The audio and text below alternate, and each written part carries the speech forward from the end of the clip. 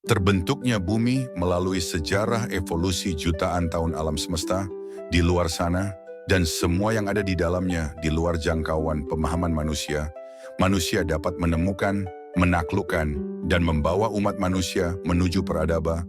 Namun ada pertanyaan yang belum pernah dapat dijawab oleh siapapun atau ilmuwan manapun. Hingga saat ini, bagaimana alam semesta itu terbentuk? Misteri besar ini juga terjadi pada peristiwa hilangnya pesawat Malaysia Airlines MH370 yang mengejutkan industri penerbangan dunia pada tahun 2014, di mana penerbangan tersebut menghilang tanpa jejak di langit seolah-olah tidak pernah ada di dunia.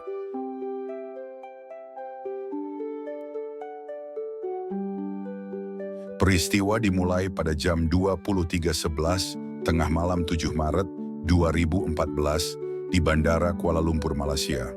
Malaysia Airlines MH370 merupakan versi Boeing 7772-0R, pesawat bermesin ganda terbesar di dunia, sedang persiapan pemeriksaan terakhir untuk penerbangan hampir 6 jam ke ibu kota Beijing. Pesawat tersebut akan membawa 227 penumpang dan 12 awak kapal yang terdiri dari penumpang berkewarganegaraan Tiongkok, Malaysia, dan negara lain seperti Australia dan India. Operator penerbangan saat itu adalah pilot Jahari Amasa, 53 tahun, dan co-pilot muda Abdul Hamid yang baru pindah mengendalikan Boeing 777 pada akhir tahun 2013. Pukul 00.41 menit, pesawat menerima perintah lepas landas dalam perjalanan MH370 belok kanan menuju landasan 32. Sekitar 10 menit setelah menstabilkan jalur penerbangan, kapten kembali menghubungi pengatur, lalu lintas udara, dan diberikan izin untuk naik ke ketinggian 25.000 kaki. MH370, selamat pagi 370, naik ke ketinggian 25.000 kaki, demikian suara menara kontrol. Segera setelah itu penerbangan terus diinstruksikan untuk mendaki ke ketinggian 35.000 kaki. Stabilitas pada level penerbangan ini seperti penerbangan lainnya masih berjalan dengan sangat baik. Sekitar pukul 1:18 pesawat mulai mendekat wilayah udara selatan, Laut Timur pada ketinggian 10.700 meter saat menuju ke arah Ho Chi Minh, Vietnam. Selamat malam MH370, sahut menara bandara Ho Chi Minh.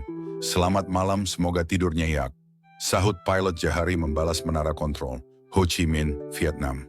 Di luar dugaan, ini adalah sinyal terakhir sebelum MH370 menjadi bencana, hanya terjadi 1 menit 43 detik, kemudian tepat pada menit 1:22, Boeing raksasa itu menghilang tanpa jejak di layar radar. Semua upaya selanjutnya untuk menghubungi dan menemukan penerbangan tersebut gagal. Sinyal di pesawat berhenti berfungsi. Apa yang terjadi atau ada yang mematikannya?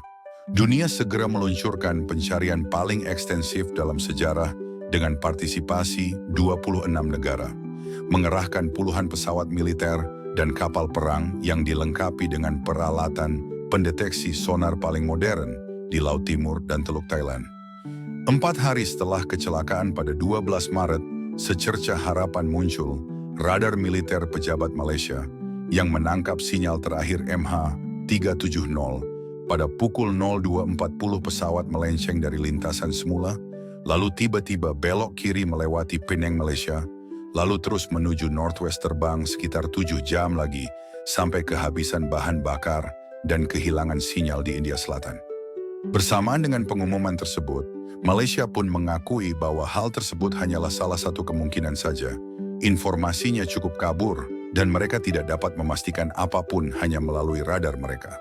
Karena mengidentifikasi sinyal penerbangan tanpa dapat menentukan dengan jelas jenis pesawat atau penerbangannya. Banyak negara menganggap Malaysia diduga berusaha menyembunyikannya karena menyangkut rahasia militer. Pencarian terus berlanjut tanpa hasil apapun dan opini publik masih berada dalam lingkaran setan pertanyaan. Lagi pula, apa yang menyebabkan pesawat terbesar di dunia yang membawa 239 orang itu hilang? Analisis dan perspektif ilmiah tentang kebenaran di balik hilangnya secara misterius juga secara bertahap terungkap. Berdasarkan kesimpulan yang dibuat, Pesawat tersebut diperkirakan jatuh di perairan India. Pesawat Boeing 777 dilengkapi dengan unit komunikasi satelit ke satelit yang disebut SATCOM untuk menerima dan mengirim sinyal dari bumi, memberikan catatan rinci dan semua data tentang penerbangan sebelum lepas landas terhubung ke stasiun di Australia. Sebelum hilang di Laut Cina Selatan, diketahui alat komunikasi tersebut berulang kali diinterupsi dan diharuskan login lagi, lalu otomatis dipulihkan. Namun berdasarkan analisis komunikasi satelit antara pesawat dengan jaringan komunikasi satelit 3F, satu milik perusahaan Inggris, para ahli dari cabang investigasi kecelakaan udara menyimpulkan bahwa pesawat tersebut memang terbang di koridor selatan menuju Samudera Hindia dan jatuh pada lokasi pada busur 7 di wilayah perairan bagian barat Australia. Pesawat ini dilengkapi pemancar penentuan posisi bawah air dengan daya tahan baterai hingga 40 hari setelah kecelakaan, sehingga jika terjadi kecelakaan, maka suara dapat terekam yang merupakan perangkat bawah air atau hidrofon. Inilah sinyal akustik yang dikatakan sebagai data yang dikumpulkan dari MH370 yang berada pada kedalaman hampir 4.000 meter di bawah laut. Namun hal ini tidak cukup untuk meyakinkan semua pendapat, karena sinyalnya terlalu kabur untuk menarik kesimpulan. Segala sesuatunya seakan-akan menemui jalan buntu lagi. Tahun 2015, bukti paling meyakinkan muncul pada puing kecil-kecil di India. Lokasi 7 derajat Samudera Hindia, 700 km sebelah timur Madagaskar, ditemukan pecahan puing berukuran panjang 2,7 meter dan lebar 1 meter terendam dalam air dalam, ditutupi dengan lumut yang terdampar di pantai. Puing-puing itu dipastikan merupakan penutup dari Boeing 777. Selain itu, di sepanjang garis pantai di Afrika Tenggara, banyak puing lainnya juga telah ditemukan, setidaknya 31 di antaranya ditemukan. Selama penyelidikan, para ahli Boeing melakukan penelitian akan hal itu, termasuk bagian cangkang roda pendaratan dan ekor pesawat. Namun ada satu hal yang perlu diperhatikan, meski jejak pertama yang diyakini sebagai kunci penyelesaian hilangnya MH370, pencarian skala besar masih dilakukan di area seluas 120.000 km dengan dukungan deteksi sonar kapal selam tak berawak, namun tidak membawa hasil yang memuaskan. Menurut Profesor Charita dari University of Western Australia, berdasarkan penelitian dan perhitungan, jika hal itu benar-benar terjadi, puing-puing dari pesawat akan muncul ke permukaan di area sekitar Pulau Reunion dalam waktu 18 hingga 24 bulan. Sekarang tampaknya masih terlalu dini dan sulit untuk menentukan bahwa puing-puing tersebut banyak diragukan para ahli dan justru menimbulkan banyak spekulasi. Siapa yang tahu puing-puing itu benar-benar milik MH370 atau bukan? Kalaupun benar, mengapa ia terbang keluar jalur dan mengapa ia jatuh ke dasar Samudra Hindia? Pertanyaan di atas meletakkan dasar bagi teori bahwa seperti banyak penerbangan lainnya, pesawat tersebut mungkin terbakar. Berdasarkan informasi yang tercatat sehari sebelum lepas landas, terdapat 11 ton kargo yang diangkut ke dalam pesawat, di antaranya berisi baterai lithium 221 kg. Lithium dikatakan sangat mudah terbakar dan meledak. Selain itu, menurut Chris Good, bisa juga pesawat terbakar akibat korsleting listrik saat mesin menyala. Jika terjadi kebakaran di pesawat, sesuai standar, hal pertama yang perlu dilakukan pilot adalah mematikan sirkuit utama, lalu menyalakannya kembali sampai mendeteksi masalah pada sirkuit. Ini berarti sinyal radar dari pemancar dan monitor pesawat juga kadang-kadang mengalami masalah atau gagal total. Pada situasi darurat, pilot harus mengendalikan pesawat yang jatuh dan berusaha memadamkan api sambil menghubungi stasiun, lalu lintas udara, dan mengikuti naluri seorang pilot. Dengan pengalaman penerbangan 18.365 jam, tentu saja ada peluang pilot yang bernama Jahari akan mencari bandara terdekat untuk mencoba mendaratkan pesawat. Namun kawasan ini memiliki medan yang berbahaya dengan puncak gunung yang tingginya lebih dari 2.400 meter. Jadi untuk lebih aman, kapten akan menuju ke arah Bandara Internasional Langkawi yang memiliki panjang 4 km dan dapat didarati secara perlahan tanpa hambatan. Itu juga yang menjadi alasan pesawat berubah arah. Tidak mendarat di bandara sesuai rencana karena kebakaran menyebabkan hilangnya oksigen. Tekanan di dalam pesawat tiba-tiba turun sehingga menimbulkan asap beracun yang semakin banyak. Dan meski dilengkapi masker gas, para penumpangnya dan pilot tidak dapat bertahan lebih lama lagi. Kejadian serupa pernah terjadi pada penerbangan Helios Airways nomor 522. Ketiga awak semuanya tidak sadarkan diri, tetapi autopilot mengendalikan pesawat selama 2 jam berikutnya. Sedangkan MH370 terbang hampir 7 jam, sehingga diperkirakan kehabisan bahan bakar di Samudra Hindia. Pada titik ini, beberapa orang mulai berpendapat bahwa tidak ada mode autopilot, membuat pesawat tetap bergerak dalam keadaan terbakar. Beberapa penyelidik Australia menunjukkan dalam sebuah program televisi bahwa Kapten Malaysia itu mungkin sengaja membawa pesawat keluar dari jangkauan radar untuk menabrak laut yang mereka temukan sebelum komunikasi terakhir. Kemungkinan transponder radar pesawat dimatikan. Dan tentu saja, dalam hal ini, hanya pilot yang berwenang melakukannya. Stasiun udara mencatat kata-kata terakhir Kapten. "Selamat malam. Sepertinya siap mengirim 239 orang ke kematian mereka." Dengan dia berada di jalur penerbangan, sepertinya ada pergulatan psikologis dan pada akhirnya dia menunggu pesawatnya berhenti sendiri. Lalu bagaimana dengan co-pilot? Apa yang dia lakukan? Sekarang para ahli ini juga menganalisis co-pilot pemuda tersebut, baru saja beralih ke maskapai ini belum lama ini, dan baru terbang 38 jam dengan Boeing 777. Tentu saja dia tidak akan bisa mencampuri perilaku sang kapten. Argumen ini mendapat tentangan dan kritik. Menurut penyelidikan kerabat dan rekan kapten, sang kapten menjalani kehidupan yang sangat bahagia. Ia bahagia dengan istri dan anak-anaknya. Selain itu, ia tidak memiliki penyakit jiwa apapun. Jika memang ia berniat ingin mati, mengapa tidak membiarkan saja pesawat tersebut jatuh? Menurut surat kabar Straits Times Malaysia, pada 16 Oktober 2014, Kapten Jahari Amasa adalah anggota Partai Keadilan Rakyat, Partai Koalisi Oposisi Malaysia, yang mana politisi Ibrahim Anwar, sang pemimpin, baru saja dijatuhi hukuman 5 tahun penjara karena kejahatan homoseksual yang dianggap ilegal. Hal ini juga menjadi sumber masalah yang menyebabkan Kapten menerbangkan pesawat dalam upaya untuk bernegosiasi untuk melepaskan Ibrahim, namun gagal sehingga ia menabrakkan pesawatnya ke wilayah paling terpencil di selatan Samudra Hindia. Mengenai hal ini tidak diketahui secara luas karena ini merupakan celah politik yang coba ditutup-tutupi oleh Malaysia. Selain hipotesis terkait masalah teknis dan awak pesawat, perlu diingat bahwa masih ada faktor lain yang tidak bisa diabaikan. Misalnya melalui pihak ketiga, pesawat tersebut mungkin dibajak oleh teroris. Mari kita kembali ke malam tanggal 8 Maret 2014 di Bandara Kuala Lumpur. Kabar yang terkonfirmasi lengkap bahwa dalam penerbangan hari itu ada 2 orang berkewarganegaraan Iran yang mencurigakan. Mereka menggunakan paspor palsu atas nama warga negara Austria dan Italia. Sejak itu muncul pertanyaan, apakah ini benar atau tidak?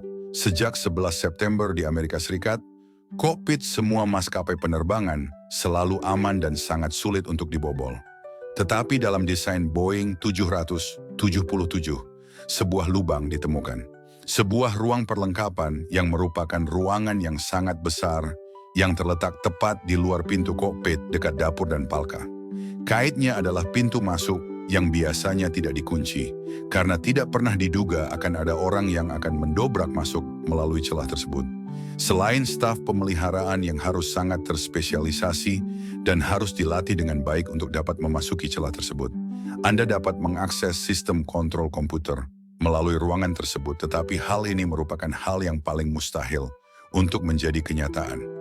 Jika peretas berhasil memasuki ruang kendali dan menghancurkan sistem komunikasi dan komponen navigasi, kemudian melakukan dekompresi, maka akan membuat pilot dan penumpangnya tidak sadarkan diri. Tujuannya adalah untuk mengambil kendali mesin. Hal ini menjadi salah satu kesimpulan yang dituliskan pada harian Rusia tanggal 10 Oktober 2014 yang mengutip sumber dari Badan Intelijen Rusia dan dikonfirmasi oleh sejumlah badan intelijen lainnya, mengetahui bahwa pesawat bernomor MH370 milik maskapai nasional Malaysia dikendalikan oleh teroris dan saat ini berada di dalamnya di daerah tenggara kota Kaha, Afghanistan, dekat perbatasan Pakistan, dan akan menggunakan pesawat untuk tujuan lain dan penumpangnya sendiri ditawan. Hal ini dihubungkan dengan berita sebelumnya bahwa Malaysia Airlines 8 Maret yang lalu dengan penerbangan MH17 ditembak jatuh oleh pemberontak separatis di Ukraina Timur. Penulis Inggris bernama Kohn menulis buku dengan judul Perjalanan Misterius MH370 merupakan penerbangan yang panas, seperti perkembangan panas yang terjadi di Laut Timur. Penulis menghubungkan kejadian ini dengan keterangan para saksi yang katanya melihat pesawat yang terbakar jatuh di Teluk Thailand. Kohn menjelaskan, hal ini merupakan perang tiruan di darat, laut, udara. Jika menyangkut isu sensitif politik dan militer, maka rahasia ini tidak akan pernah terungkap. Selain komentar terkait isu yang mengakar, ada peran teori konspirasi yang dianggap kelam. Tampaknya MH370 seperti tenggelamnya Titanic terkait hak paten, mirip dengan teori pemusnahan Marshall J.P. Moran pada peristiwa Titanic yang dikatakan telah dimusnahkan oleh Federal Reserve Surveillance yang sangat menentang gagasan Touch Lab. MH370 juga secara kebetulan membawa 4 tamu Tiongkok dalam penerbangan tersebut yang bekerja di perusahaan Freescale Semiconductor. Perlu diingat bahwa keempat orang ini disebutkan dalam paten AS untuk suatu jenis bahan luar angkasa yang dinilai mampu mengubah industri dirgantara. Menurut hukum, apabila keempat pemegang paten meninggal, maka paten penemuan tersebut hilang kepemilikannya dan akan menjadi bebas. Kebetulan, pemilik saham perusahaan ini adalah Jacob Rosai, anggota keluarga Rosai Beck. Kemungkinan ini juga tidak boleh dikesampingkan karena 20 karyawan perusahaan ini juga hilang bersama MH370. Mereka semuanya berkewarganegaraan Malaysia dan Cina, dan tidak ada satu orang pun yang berkewarganegaraan Amerika. Hipotesis berikutnya juga mungkin terjadi, yaitu sangat adanya kemungkinan pesawat itu masuk ke lubang merah. Di era teknologi modern seperti saat ini, pesawat komersial berukuran besar seperti MH370 menghilang tanpa ada yang mengetahuinya. Apakah kemungkinan MH370 masuk ke lubang merah milik alien? Meskipun dianggap sebagai hipotesis yang aneh, banyak orang yang masih tertarik dengan kemungkinan penculikan pesawat MH30 oleh alien. Hal ini dibuktikan dengan survei salah satu stasiun televisi Amerika pada tahun 2014. Orang Amerika mempercayai pernyataan ini. Pada saat kejadian MH30, berapa pengguna strenograf telah menerima pesan dengan urutan enkripsi yang aneh dan berbahaya dengan kode 0429, 3396, 4230 bahaya SOS. Sebagian orang mengatakan bahwa angka-angka tersebut merupakan kumpulan koordinat yang jika diaktifkan di Google Map mengarah ke suatu lokasi tertentu. Meski belum bisa dipastikan lokasi apa yang dimaksud, namun hal tersebut tetap berdasarkan prediksi para ilmuwan. Hilangnya MH370 pada akhirnya mengajak kita untuk percaya mana jawaban yang paling kita yakini. Meski belum ditemukan lagi tanda-tanda pesawat naas tersebut, namun kita tetap berhak berharap akan adanya informasi baru. Akhir kata, mari kita tunjukkan rasa duka atas setiap manusia yang ada pada pesawat MH370 dan berdoa hal yang terbaik karena banyak orang telah kehilangan orang yang mereka cintai. Jangan pernah berhenti berharap akan keajaiban. Thank you and see you soon.